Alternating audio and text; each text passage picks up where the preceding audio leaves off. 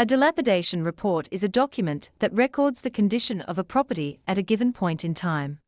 This report typically includes photographs and descriptions of any existing damage, such as cracks, leaks, or structural issues.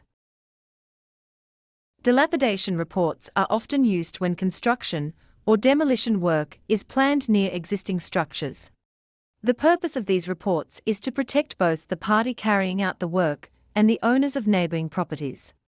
If any damage occurs as a result of the work, the dilapidation report can be used as a reference to determine whether the damage was pre-existing or caused by the construction.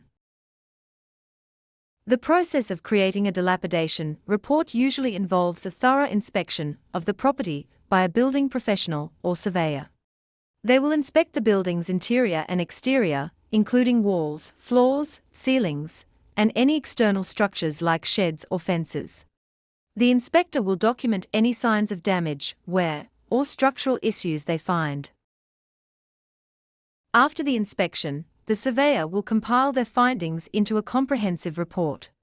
The report will include detailed descriptions of the property's condition, supported by photographs. This document serves as a snapshot of the property's condition before any construction or demolition work begins. In conclusion, a dilapidation report is an essential tool in the construction industry.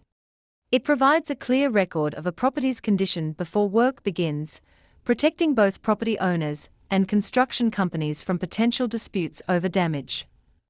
So, whether you're planning a major construction project or just want to document the current state of your property, a dilapidation report can be a valuable resource.